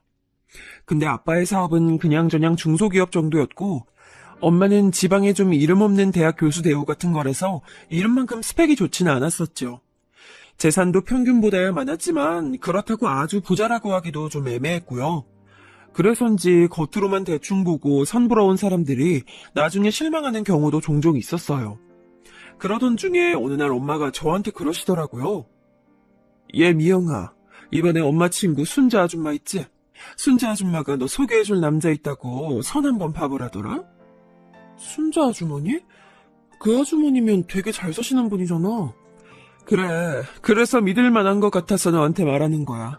순자도 한 달이 건너가는 사람이라고 하긴 하던데, 그래도 그 남자가 변호사고 집안도 좋다더라. 와, 진짜? 아니, 근데 스펙만 좋으면 안 되는데. 손값도 좋고 다정한 사람이어야 되는데? 아유, 얘, 그거야 만나봐야 아는 거지. 그러다가 막 외모 엄청 깨는 거 아니야? 그렇게 스펙 좋은 사람이 왜 자기가 안 만나고? 그거야 우리가 어찌 알겠니? 한번 만나보기나 해봐. 그래서 저는 선자리를 나가게 됐어요. 사실 선자리도 꽤나 여러 번 봐왔고 이런 식으로 남자를 만나는 것도 많이 해봐서 그리 떨리지는 않았죠. 만나기 전에는 뭐 남자가 이렇게 좋다, 집안도 좋다 하는 말도 무척 많이 들었는데 나중에 가서 실망하는 경우도 많았으니까요. 전 그래서 별다른 기대를 하지 않고 가서 앉아 있었어요. 그런데 나타난 남자는 생각보다 너무 괜찮았어요. 겉모습도 키가 제법 큰데다 피부도 하얗고 안경 쓴 모습이 상당히 훈남이더라고요. 게다가 말할 때도 굉장히 예의 바른 편이었고 이야기를 나누다 보니 무척 스마트한 사람이기도 했어요. 미영 씨는 다정한 사람을 좋아한다고 들었어요. 네? 네. 제가 이상형이 다정하고 온화한 사람이어서요. 전 어때 보이세요? 네? 처음이라 잘 모르긴 하겠지만 배려심 깊은 분이신 것 같아요. 남자는 제 대답이 좋다는 듯 웃더라고요. 전 가슴이 두근거렸고 만남이 끝난 후 애프터가 들어왔을 때 당연히 승낙했어요. 그리고 만남을 지속했죠. 거의 석 달 이상 만났을 때 우리는 어느새 사귀고 있었어요. 정식으로 남자친구가 사귀자고 한 적은 없었지만 그 정도야 당연하다는 듯이 패스하고 자연스럽게 사귀는 사이가 된 거였죠. 남자친구는 큰 로펌에 다니는 변호사였고 그래서 엄청나게 바쁠 때도 많아서 제가 로펌 앞에까지 가서 만나는 경우도 많았어요. 하지만 그게 나쁘다거나 하진 않더라고요. 워낙 스펙도 좋은 사람이고 정장 갖춰입고 나와서 기쁘게 저를 맞이하는 남자친구의 팔짱 끼고 거리를 걷는 것 자체가 무척 즐거운 일이었거든요. 엄마는 제가 선에서 만난 남자와 사귀기 시작하자 엄청나게 관심을 가지고 이것저것 물으시더라고요. 어때? 그 남자. 네 남자친구지 이제? 어떤 것 같아? 순자도 궁금해하더라. 어떻게 진행되고 있는지. 뭐 그런 걸 가지고 궁금해하시고 그래. 엄마 친구분들끼리 우리 얘기 막 수다 떨고 그러는 거 아니지? 말은 좀 나오지 뭐. 친구 중에 하나가 소개해줬는데 그럼 그걸 어떡하니? 어차피 이 얘기 나올 수밖에 없지. 그래서 그 남자 어떤데? 다정해. 그리고 변호사라서 나한테 돈도 잘 쓰고 말하는 거 들어보면 아주 단정한 사람이야. 나중에 혹시 결혼하면 내가 너무 게으르고 해퍼서 문제되는 거 아닐까 싶을 정도로 그래. 얘는 남편이 좀 딱 부러지는 스타일이면 마누라는 부드러워도 괜찮아. 둘 다 딱 부러지면 그게 오히려 문제되기도 한다 너. 그런가? 그래. 너랑 너 남자친구랑 참 잘 맞나 보다. 결혼해도 잘 살겠네. 엄마가 너무 신나서 말씀을 하셔서 저는 좀 어이가 없어서 피식 웃었어요. 기르는 강아지를 품에 안고서 엄마한테 탈박을 하듯이 말했었죠. 사귄 지 석 달밖에 안 됐는데 무슨 결혼이야 엄마. 너무 앞서가지 마. 무슨 소리야. 지금 순자가 니네 결혼 언제 하냐고 하던데. 순자 아주머니가? 저는 조금 놀라서 엄마를 봤어요. 아니 사귄 지 석 달인데 벌써 중매해준 분이 결혼을 물어보시다니 좀 이른 것 같았거든요. 그래. 왜 네 남자친구 순자가 한 달이 건너 아는 사람이라고 했잖아. 고향에서 순자가 건너 아는 사람이었는데 그 사람이 네 남자친구 집안을 잘 아는데 그 집안에서 빨리 결혼하라고 그렇게 성화래. 남자는 빨리 결혼해야 안정되는 거라고. 그렇구나. 하긴 부모님들이 결혼하라 말씀하신다고 지난번에 스치듯이 얘기하긴 했어. 아이고 얘 그게 네 남친이 의종 떠본 거겠지. 대놓고 말하기엔 아직 너무 이르니까 말이야. 그런가? 저는 고개를 갸우뚱했어요. 사실 아직 사귄 지 얼마 되지도 않아서 결혼할 시기인가 싶긴 했지만 남자친구는 정말 마음에 들었고 좋았거든요. 제 인생에 이보다 더 좋은 남자를 만날 수 있을까 싶은 느낌이 들긴 했죠. 저는 그 주에 남자친구를 만났어요. 제가 카페에 가서 앉아있는데 밖에서 남자친구가 오는 모습을 보니 정말 너무 근사하더라고요. 전 그 순간 이 사람과 결혼해야겠다는 마음이 굳어졌어요. 남자친구는 마치 저하고 텔레파시라도 통한 것처럼 그날 저한테 결혼하자는 말을 꺼내서 그날 바로 결혼하기로 결정됐어요. 결혼하기로 결정하고선 바로 상견례와 웨딩홀 예약 등 필요한 절차들을 진행하기로 했죠.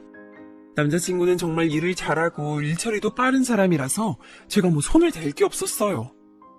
참, 오빠는 섬세하기도 하고, 어떻게 하다가 여태 결혼을 못한 거예요?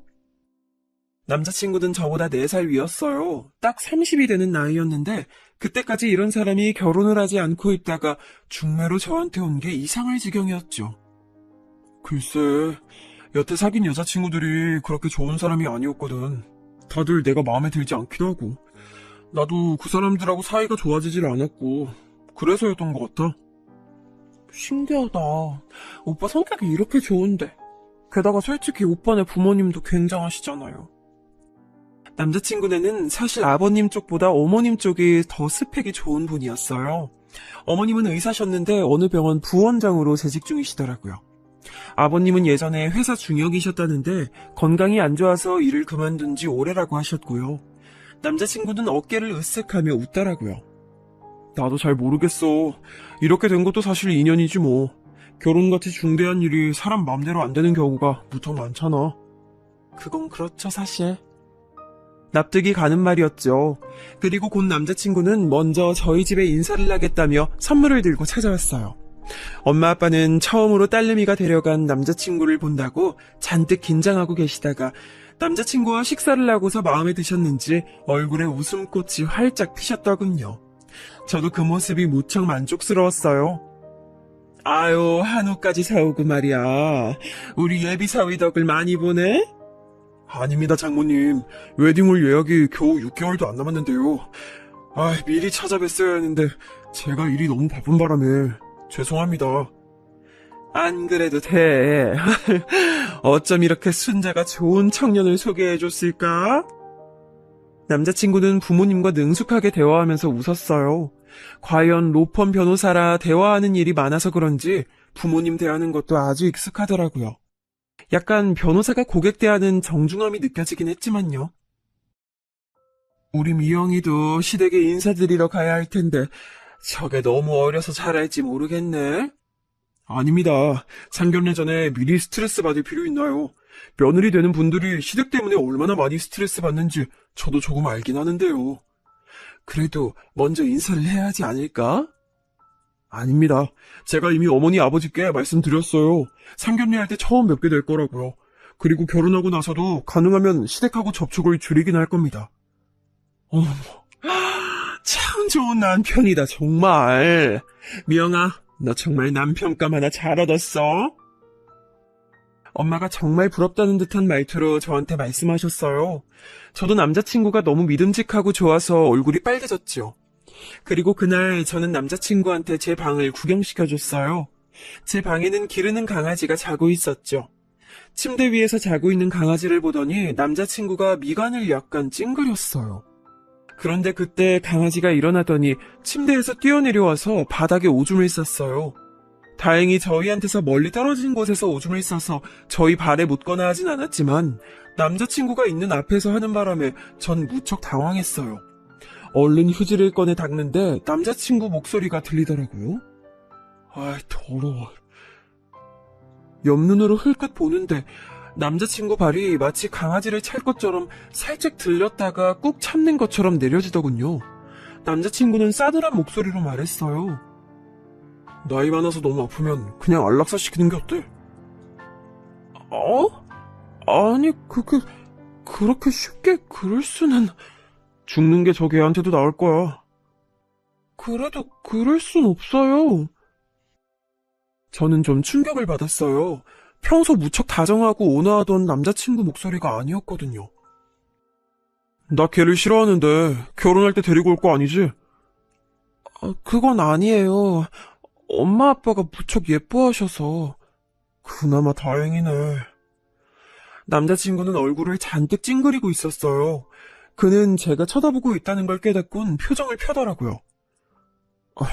나 어릴 때 걔한테 물린 적 있어서 걔를 싫어하거든. 남자친구는 저한테 마치 변명하듯이 말했어요. 저는 그냥 그런가 보다 하고 고개를 끄덕였어요. 그런데 묘하게 걔를 죽이라고 말하던 그 어투가 기억에 남더라고요. 별것 아니라면 별것 아닐 수 있는 일이었는데 말이죠. 그리고 그 후 상견례 날이 다가왔어요. 상견례는 조용한 한정식 룸을 예약했는데 남자친구가 예약한 곳이라서 호화롭기도 하고 음식도 깔끔하게 잘 나왔어요. 여기저기 미술품 액자가 걸려 있어서 마치 갤러리 같은 느낌이 들 정도로 널찍하고 좋은 곳이었죠. 그날은 예비 시부모님을 처음 뵙는 날이기도 했어요. 저는 부모님을 모시고 살짝 먼저 가서 앉아 있었는데 긴장이 돼서 물을 조금씩 마시면서 입을 축였어요. 문이 열리고 예비 시부모님이 들어오시더라고요. 우아한 인상의 중년 여성과 그 뒤에 따라 들어오는 남자친구를 닮은 남성분. 딱 봐도 남자친구의 부모님이라고 알 수 있을 법한 분들이었어요. 그런데 그분들이 들어오시는데 문 바로 옆에 걸려있던 액자가 떨어지면서 바닥에 부딪혀서 유리가 와장창 깨지는 거예요. 얼마나 소리가 크게 났는지 저와 저희 부모님 모두 소스라치게 놀라서 벌떡 일어날 정도였죠. 남자친구도 놀라서 자기 부모님 곁으로 다가가서 아래를 살피더라고요. 이건 비싼 건 아닐 테니 괜찮을 거예요. 아, 그래. 이상하게 남자친구는 자기 부모님한테 안 다치셨냐고를 안 물어보더라고요. 그저 아래에 떨어진 액자만 발로 툭툭 건드리면서 깨진 유리를 밟았죠. 어머님 괜찮으신 거죠? 전 그냥 있을 수가 없어서 머뭇거리면서 여쭤봤어요. 예비 시어머니는 저를 보시더니 부드럽게 웃으시면서 괜찮다고 걱정 말라고 하셨어요. 상냥하네요. 괜찮냐고 물어봐 주기도 하고. 당연하죠, 어머님. 액자에 떨어진 건 어쩔 수 없고 다치지 않는 게 제일 중요하잖아요. 시어머니는 미소를 지으셨지만 어딘가 피곤해 보였어요. 뒤에 서 있던 예비 시아버지는 자기 아내가 다쳤는지 말았는지도 관심을 안 가지고 있더라고요. 인상은 무척 좋고 오히려 남자친구보다도 잘생긴 분이었는데 예비 시어머니하고 묘하게 겉도는 느낌이었어요. 아, 그때 혹시 두 분 사이가 안 좋으신가 하는 생각이 들더라고요. 왜 그런 집안들 많잖아요. 겉으로는 멀쩡해 보이는데 겉으로만 멀쩡하고 안으로는 골물대로 골마서 서로 중내사내하고 싸우고 사는 집이요. 저는 눈치를 보면서 엄마한테도 흘낏 눈으로 말했어요. 엄마도 뭔가 느낀 게 있는지 고개를 살짝 끄덕이시더라고요. 상견례는 평범했어요. 예비 시어머니는 전반적으로 저희 집에 호의적으로 말씀하셨고 무엇보다 아들이 결혼한다는 사실에 굉장히 기뻐하시는 것 같더라고요. 우리 며느리 될 아이한테 오빠가 있다고 들었는데 오늘 그분은... 그 애는 정신과 의사인데 지금 해외 대학에 임시로 나가 있어요. 아마 올해 내로 들어오긴 할 텐데 결혼식에 맞출 수 있을지는 잘 모르겠네요. 안 된다고 해도 들어오라고 해야죠. 아들이 사부인 말을 잘 듣나 보네요. 그럼요. 안 들으면 제가 가만두나요. 좋으시겠어요.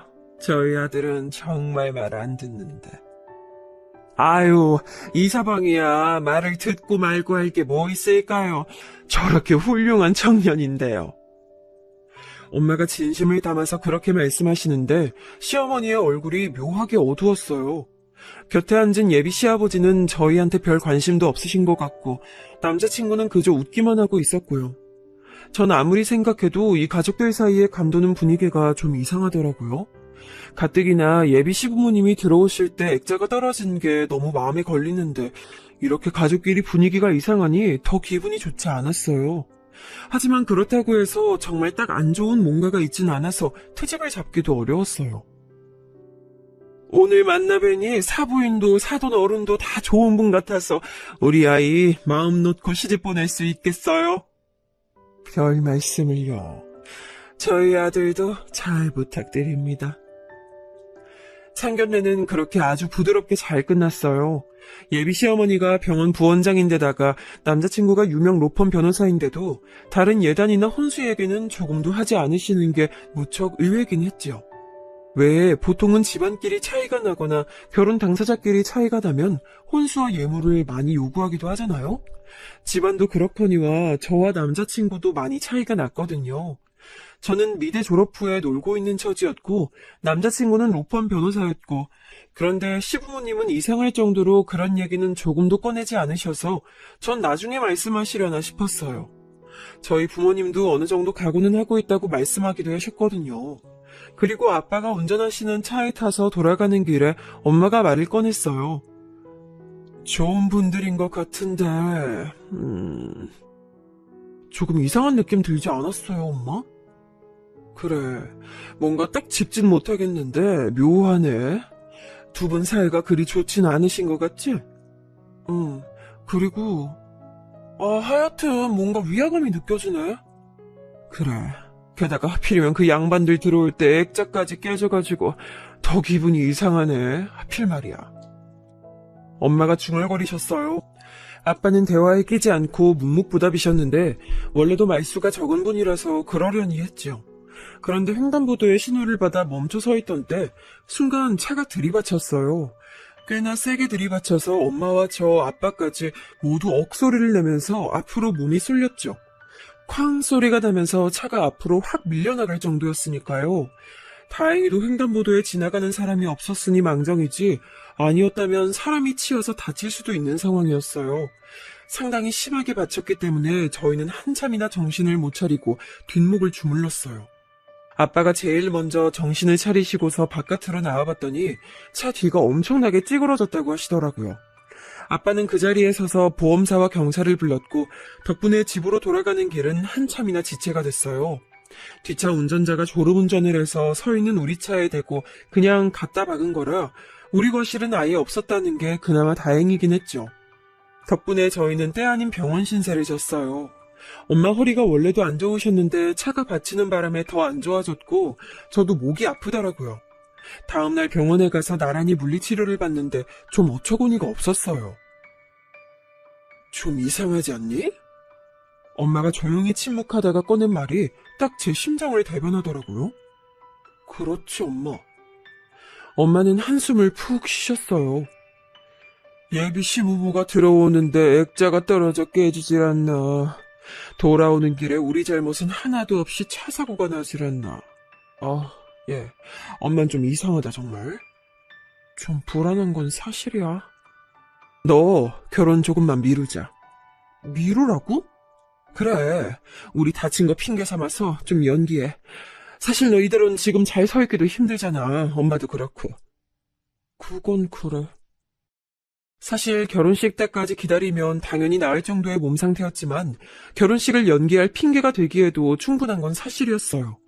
제가 남자친구한테 전화해서 그 말을 하니까 남자친구가 깊이 한숨을 쉬더라고요. 하필 결혼 전에 이런 일이 생기네. 나만 그런 게 아니라 우리 엄마도 많이 다쳐서 나보다 엄마가 더 많이 다쳤어요. 조금 기다려보고 몸 나아지는 거 봐서 미루자. 아직 시간 있으니까. 하지만 기다려보자고. 남자친구는 딱 잘라서 기다리자고 했어요. 전 그때도 이미 남자친구와 시댁에 대해서 좀 민감해져 있어서 그 말투가 신경질적이고 날카로운 것 같다고 느꼈죠. 사실 생각해보면 남자친구는 약속을 어기거나 원래의 계획이 틀어지는 걸 극도로 싫어했어요. 초반에 제가 데이트에 10분 정도 늦은 적이 있었는데 그때 남자친구가 아주 마땅찮은 표정으로 있다가 얼마 데이트를 하지도 않고 곧장 돌아가 버렸기에 제가 그 후로는 절대 시간에 늦지 않아서 별다른 트러블이 없었던 것뿐이었죠. 지금 생각하니 그것조차도 뭔가 이상하게 느껴졌어요. 사실 사람이 약속 틀어지는 거 싫어할 수는 있는데 하나가 이상하게 여겨지니 다른 것도 다 연쇄적으로 그렇게 느껴졌던 거예요. 저도 슬슬 좀 신경질이 나더라고요. 물론 남자친구도 남자친구의 집안도 모두 저희 쪽보다 좋았지만 그렇다고 제가 무조건 숙이고 들어가야 하냐면 그건 또 아니잖아요. 세상에 상견례 끝나고서 돌아가는 길에 사고가 나서 다쳤다는데 결혼식 미루지 않고 기다려보자니 그 주에 만났을 때 저는 좀 퉁명스러운 말투로 말했어요. 오늘 데이트하기도 좀 힘들어. 사고 때문에 다쳐서 지금 허리 아프단 말이에요. 남자친구는 헐끗 저를 봤어요. 그 순간 남자친구 눈빛이 되게 차갑고 귀찮다는 듯한 느낌이어서 좀 속으로 깜짝 놀랐죠. 하지만 남자친구는 한숨을 푹 쉬더니 고개를 흔들고서는 예전에 제가 알던 다정한 말투로 말했어요. 그럼 집에 데려다 줄까? 정 힘들면. 이왕 나왔는데 밥이나 맛있는 거 사줘요. 남자친구는 원래 알던 것처럼 다정한 얼굴을 하고 있었지만 어딘가 묘하게 계속 거슬리는 말을 하더라고요. 계속 저하고 엄마 아빠 정말 아픈 거 맞냐? 결혼식 때 잠깐 서 있는 것 뿐인데 굳이 미뤄야겠냐? 좀 기다려보고 그냥 진행하자는 등 저희 쪽 사정을 별로 고려 안 하는 것 같았어요. 결국 제가 화를 크게 냈죠. 아니 오빠, 여태까지 그렇게 다정하게 잘해주던 거 다 뭐였어요? 나 아파요 지금. 허리랑 목이랑 다 다쳤단 말이에요. 그래도 자기 지금 멀쩡하게 나와서 서고 앉고 다 하잖아. 결혼식만 못하는 이유가 뭐야? 결혼할 때 신부가 얼마나 힘든지 알아요? 친구들 보면 새벽부터 나와서 메이크업 받고 드레스 피팅하고 머리하고 하면 거의 초죽음 낸다고요. 아, 왜 갑자기 이렇게 배려 없이 굴어요? 이제 우리 결혼할 거잖아. 예비 부부나 다름없는데 어떻게 연애 때처럼 전부 다 자기한테 맞춰주기만 해? 그럴 순 없어. 이제 현실적으로 상황에 다 맞춰 살아야지. 무슨 소리예요, 지금? 우리 아직 결혼 안 했고, 그리고 이건 결혼이랑 상관없는 문제잖아요. 왜 상관이 없어? 결혼한 거나 다름없는 커플인데 부부로서 행동해야지. 주변에서도 이제 다들 나 결혼한 유부남으로 생각하고, 자기도 그럴 텐데, 현실적으로 이제 나한테 좀 맞춰. 남자친구가 도리어 화를 내면서 저한테 그렇게 쏘아붙였어요. 그까짓 화장하고 드레스 피팅 겨우 몇 시간만 참으면 되잖아. 장모님은 그냥 나와서 한복만 입고 초에 불만 붙이면 되는데 뭐 때문에 그렇게 못하신다는 거야. 장인어른도 마찬가지고. 웨딩홀 예약 취소하면 돈이 얼만지 알아? 아니 오빠 돈 잘 벌면서 지금 그게 문제예요? 그리고 내가 취소하자는 거 아니잖아요. 그냥 연기하자고요. 연기해도 추가금 들어. 그리고 난 지금 그게 문제가 아니라 주변 회사 사람들 중요한 거래처에 전부 그날로 결혼 얘기해뒀으니 못 받고. 전 정말 말문이 막히더라고요.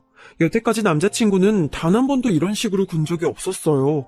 처음부터 끝까지 저한테 맞춰줬고 제가 최고라는 듯이 굴었거든요. 근데 갑자기 결혼 직전에 고작 연기하자는 것 하나로 이런 식으로 나오다니요. 전 솔직히 결혼 연기하자는 말을 꺼내본 게 다행이라고 생각했어요.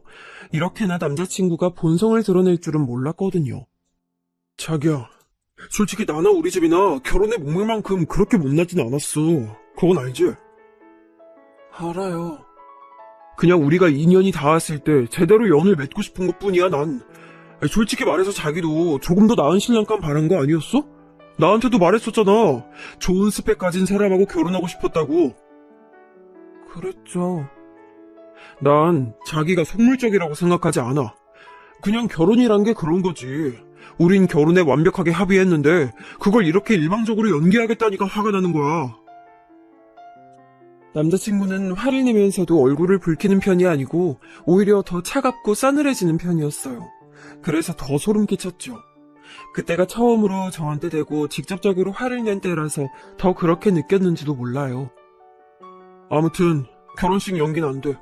그렇게 알고 있어. 남자친구는 싸늘하게 말하고서 저를 집 근처로 데려다 줬어요. 바로 차를 돌려서 가버리는 게 짜증이 많이 난 것 같더라고요. 절 데려다 준 곳도 집 앞이랑 좀 먼 곳이었고요. 전 한참이나 근처 벤치에 앉아서 생각을 했어요.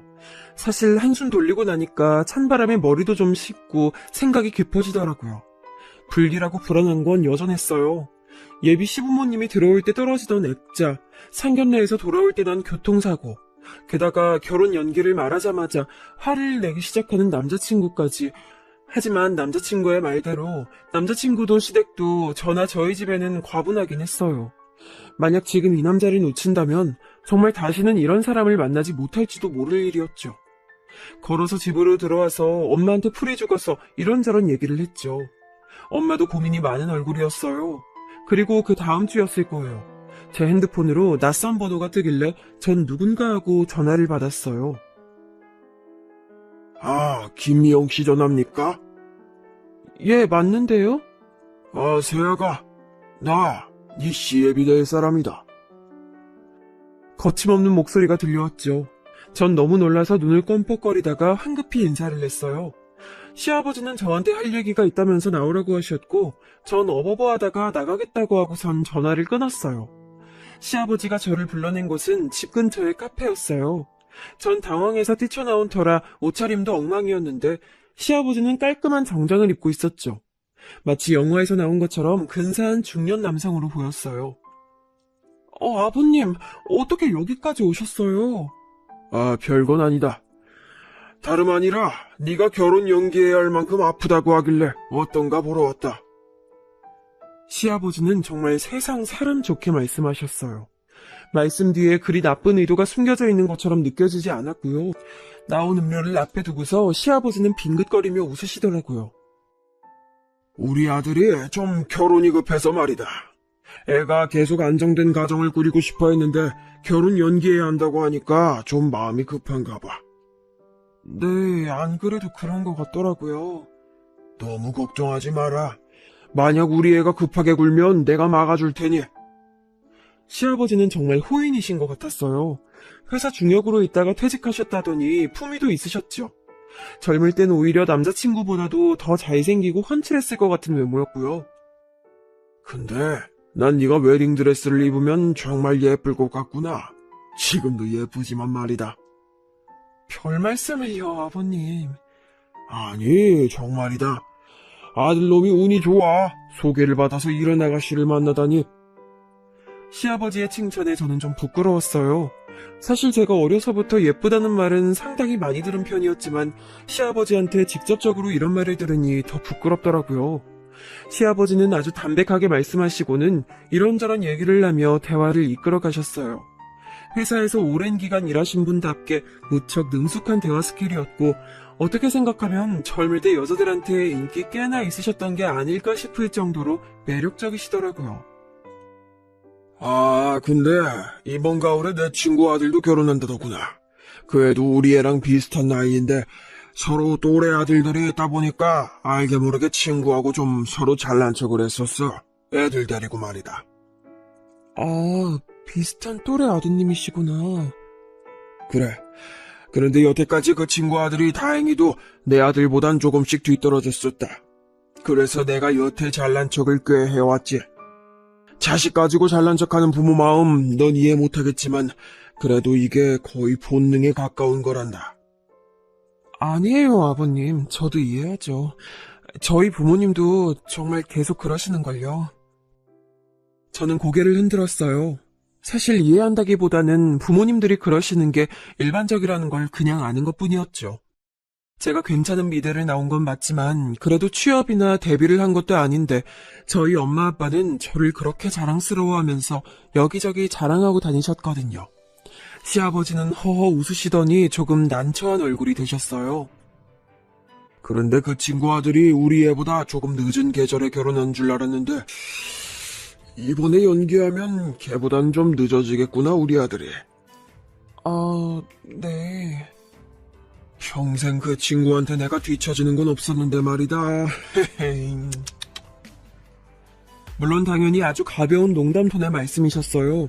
하지만 설득력이 굉장히 있었고 저도 모르게 제가 결혼식을 연기하자고 하는 게 굉장한 잘못인 것처럼 느껴졌죠.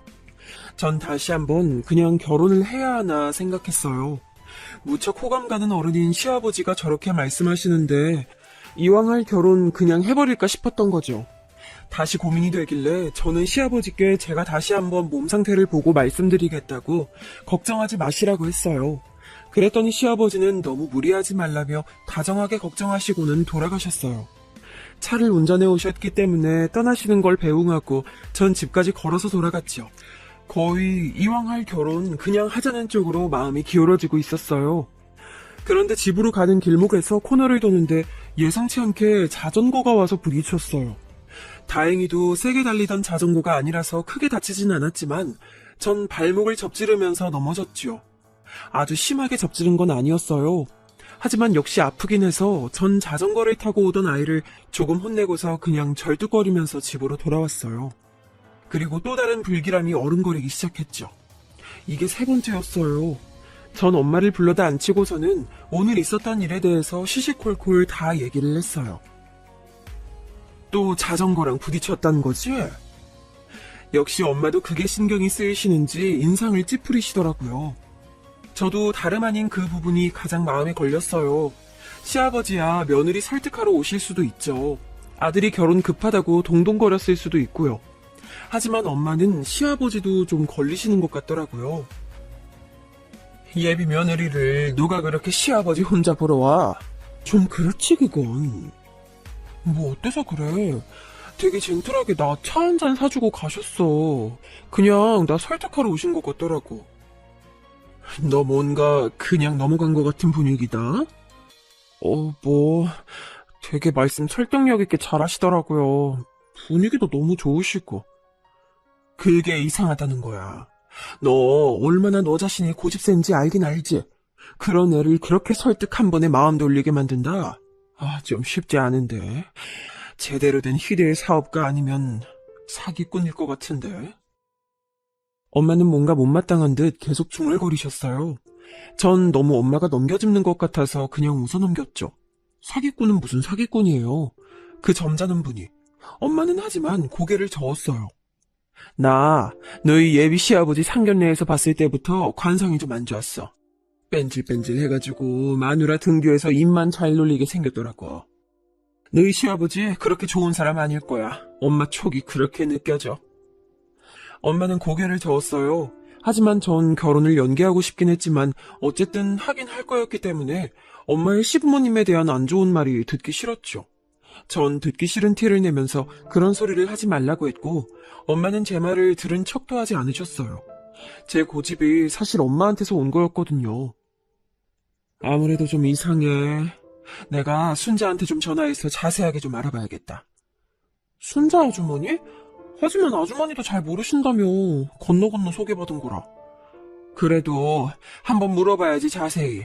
내가 스펙 좋은 거랑 집안 좋은 거 때문에 정신이 팔려서 제대로 물어보지도 않았다. 그런 걸 뭐 물어봐. 어차피 결혼할 건데. 아니야, 이건 엄만 잘 모르겠네. 그러고서 엄마는 곧장 순자 아주머니한테 전화를 했어요. 제 앞에서 전화하는 거라 제가 엄마 말을 다 들을 수가 있었어요. 여보세요? 순자니? 그래, 잘 돼가고 있어. 근데, 우리 딸내미 결혼하는 그 집안 말이야. 그래, 그 이씨 집안. 시어머니 될 자리가 그 병원 부원장인. 혹시 그 집안에 대해서 더 아는 거 없어? 그럼 누구한테서 소개받은 거라고 했지? 그래, 고향 친구 희영이. 그래. 걔도 또 부탁받은 거라고? 한참이나 얘기가 길어졌어요. 원래 순자 아주머니는 우리 엄마하고 같은 고향 출신인데 엄마는 고향에서 빨리 떠나왔고 순자 아주머니는 계속 오가면서 살고 계셨죠. 그래서 순자 아주머니가 말하는 그 친구를 엄마도 아시는 것 같았어요. 걔가 그러니까 박명희? 걔가? 순간 엄마가 좀 놀라시더라고요. 엄마는 잠시 가만히 있다가 알겠다고 말씀하시고서는 끊었어요. 왜 엄마? 맨 처음에 말 꺼낸 게 박명희라는 고향 친구라는데 걔가 너희 외가에서 식모살이 하던 애거든. 식모?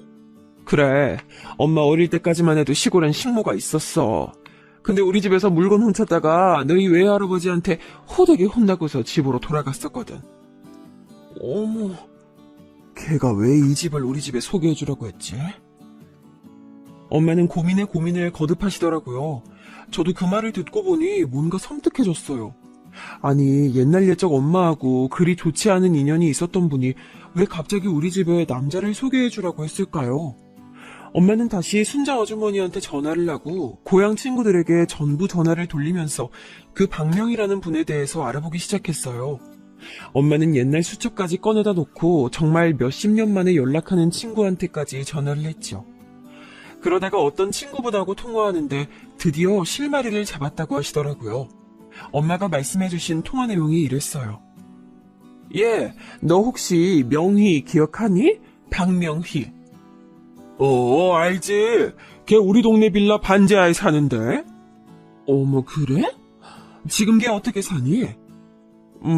여기저기 파출부로 다녔었는데, 중매일도 하는지 이상한 자리 가져와서 여기저기 고향 애들한테 선보라고 들이대고 다니는 모양이더라. 이상한 자리? 나한테도 결혼 정년기 아들 딸 없냐고 하고, 뭐 좀 곤란한 자리들 가져와서 들이대나봐. 집은 잘 사는데 뭐 하자 있는 사람들이 있잖니. 지능 좀 떨어지거나 자폐하거나. 그래, 그렇구나. 혹시 최근에 뭐 그런 집 자리 들이민 건 없었어? 왜 없겠니? 우리 집에 아직 대학도 졸업 안 한 딸 있거든? 둘째인데 애가 좀 예뻐. 그랬더니 무슨 변호사 사위 볼 생각 없냐는 거야. 근데 이쪽 고향 친구들 사이에서는 소문이 싸하게 났었거든. 걔가 들이미는 자리들 다 하자 있다고. 그래서 대체 무슨 소리냐고. 그 집은 또 어떤 집이길래 그러냐고 내가 막 쪼아댔어. 그랬더니? 내가 솔직하게 말해주면 결혼 생각해보겠다고 했더니 결국은 박명희 걔가 술술 불더라고. 집안은 진짜 좋다면서 엄마가 무슨 병원 원장이라나 부원장이라나. 근데 걔네 아빠가 아주 폭탄이더라, 폭탄. 폭탄? 무슨 사기 전과가 3개인가 되고, 무슨 별거 다 있었어. 전과가 10손가락으로도 셀 수 없더라. 그 집 엄마가 아들 결혼할 때까지만 그 아버지하고 살고, 그 이후에는 이혼해버린다고 아주 벼르고 있나 봐. 그 애비도 그 의사 엄마하고 허구한 날 싸워서 제발 이혼하자고 난리인 상태고, 아들이 결혼하고 이혼하면서 유산 물려주고 그 엄마는 미국 가버릴 건가 봐. 세상에. 그래, 그런 자리를 들이밀더라. 얘 너도 조심해. 넌 그래도 지금 서울 간 지 워낙 오래돼서 명의가 잘 모르겠지만 언젠간 너한테도 낚시 들어갈 수 있어. 그래. 걱정해줘서 고마워. 엄마는 그렇게 전화를 끊고서 절 붙들고 손을 부들부들 떠셨어요. 저도 마찬가지였죠. 전 빨리 결혼하자던 그 남자친구의 냉담하고 귀찮다는 듯한 얼굴이 떠올라서 그제야 남자친구의 본성을 이해할 수 있었어요. 엄만 하마터면 본인의 인간관계 때문에 저를 정말 인간 말종 집안에 넘길 뻔했다는 사실에 머리카락이 쭉 뼈 서셨다고 해요. 저는 엄마하고 붙들고 결혼하기 전에 이런 상황을 알게 돼서 천만다행이라고 생각했죠. 그제서야 예비 시아버지가 그렇게나 말도 잘하고 설득력 있게 사람을 꼬여낼 수 있는 이유를 알겠더라고요. 저희가 너무 황망해서 어쩔 줄을 모르고 있을 무렵 오빠가 미국에서 돌아왔어요. 저 결혼 얼마 남지 않은 시기에 일부러 맞춰서 왔다고 하더라고요. 한국에서 좀 쉬기도 하고 제 결혼도 보고 다시 나가려고요. 그런데 저랑 엄마가 그간 있었던 일을 오빠한테 매달려서 말하니까 오빠가 자세히 남자친구에 대해서 물어봤어요. 제가 이런저런 일들을 막 두서없이 말하니까 오빠가 그러더라고요. 사이코패스까진 아니어도 공감 능력이 많이 부족한 사람인데? 너 그 사람하고 절대 결혼은 안 된다. 결혼 안 되지, 못하지. 솔직히 너 약간 미련 있지? 다 그만둬. 가만 들어보니까 네 남자친구 그 아버지 성향 그대로 물려받았나 보다. 지금이야 로펌 소속 변호사니까 얌전하지만 나중에 무슨 큰 범죄에 가담할지 모르는 사람이야. 오빠는 정신과 의사라기보다는 제 윗사람다운 태도로 충고했어요. 사실 오빠의 말대로 저는 정말 마지막 미련이 약간 남아있었거든요. 하자가 있는 것은 시아버지와 집안 쪽이니까 남자친구는 그냥 그 집안에서 태어난 죄밖에 없는 거니까 괜찮지 않을까. 대형 로펌 변호사를 내가 또 어떻게 만나나. 그리고 남자친구가 처음에 보여줬던 그 다정함과 배려가 사실 그 사람의 진짜 일면일 수도 있지 않나. 그런 생각들로 머리가 복잡했어요. 하지만 오빠의 그 말을 듣고서 그제야 이 결혼 진짜 하면 안 되겠구나 라는 생각이 들더라고요. 사실 시아버지의 그 범죄자 성향이 유전을 통해 물려지지 않았으리라는 보장이 없잖아요. 게다가 그동안 남자친구가 보여줬던 모습들도 충분히 불안했고요. 제 인생을 그렇게 불확실한 것에 걸 수는 없었어요. 전 큰맘 먹고서 남자친구한테 직접 파혼을 말해보려고 했어요. 하지만 엄마가 극구 반대를 하시고 아빠를 찔러서 아빠한테 직접 저쪽 시아버지한테 말하라고 했죠. 어리고 여자인 제가 말하면 남자친구가 무슨 반응을 할지 모른다면서요. 아빠는 저를 데리고 나가서 시아버지에게 남자친구와 함께 잠시 나와주실 수 있냐고 전화로 청했어요. 아빠는 원래 말이 없고 과묵한 편이셨지만 할 말은 확실하게 하시는 편이었죠. 하지만 남자친구는 워낙 바빠서 시아버지와 함께 나오진 못했어요. 죄송합니다만 저희 결혼은 없던 일로 해야겠습니다. 예? 그래도 가장들끼리 말씀드리는 게 나을 것 같아서 제가 직접 말씀드리는 겁니다. 딸아이가 같이 나와서 죄송하다고 인사하고 싶다 하여 같이 나온 것이고요. 아니... 순간 시아버지가 깜짝 놀라더라고요. 그리고 그 다음 순간 낭패와 더불어 그럴 줄 알았다는 듯한 표정이 스쳐 지나갔어요. 전 제가 예민한가 싶었지만 시아버지를 의심할 수밖에 없는 상황이었죠. 왜인지 여쭤봐도 괜찮겠습니까? 집안 문제입니다. 저희 아빠는 간단하게만 대답하셨어요. 그 말은 해석의 여지가 참 많았죠. 언뜻 저희 집안 문제 때문이라는 말로도 들렸고 당신네 집안 문제라는 말로도 들렸어요. 시아버지는 그게 무슨 뜻인지 한참 생각했지만 찔리는 게 있는지 더 이상 묻진 않았어요. 대신 시아버지는 피식 웃더라고요. 예상외로 포기가 빠른 건가 싶었지만 시아버지는 도리어 비웃는 태도였어요. 아이, 또 파혼이네. 시아버지는 커피를 대충 마시고서 잔을 소리나게 내려놨어요. 이거 벌써 3번째 파혼인 거 아쇼? 이번엔 좀 성공하다 했더니만. 죄송하게 됐습니다. 별로 안 죄송하신 것 같은데. 그러네요. 안 죄송합니다. 저희 아빠도 말수가 없다 뿐이지 그리 녹록한 분은 아니시거든요. 시아버지는 어처구니가 없다는 듯이 웃다가 그냥 나가버렸어요. 저를 희생양으로 삼으려고 했는데 그게 실패해버렸으니 더 미련도 없다는 듯한 투였죠. 그리고 다음날 밤 늦게 갑자기 남자친구한테서 전화가 왔어요. 집 앞으로 나오라는 말을 하고서는 일방적으로 끊어버리더라고요. 전 겁이 났지만 그래도 제가 직접 해결해야 하는 일이니까 용기를 내서 내려갔어요. 오빠가 같이 내려가 주겠다고 했지만 거절하겠다고 했지요. 남자친구는 술이라도 마셨는지 술 냄새도 풍기고 무서운 얼굴을 하고 있더군요. 왜 왔어요? 파혼한다고? 누구 맘대로? 내 맘이야. 너 나한테 미안하지도 않냐? 미안하다니 내가 왜요? 일방적으로 파혼하는 게 맞는 거야 이렇게? 아버님 전과가 화려하시던데요. 남자친구는 이를 갈았지만 곧 벌컥 화를 내며 소리를 질렀어요. 그게 나랑 무슨 상관이야! 전 무서웠지만 그래도 해야 할 말은 해야겠어서 동시에 목소리를 높였죠. 왜 상관이 없어요. 기가 막히게 초반에다 속여먹었던 거. 그거 다 아버님 닮아서 그런 거잖아요.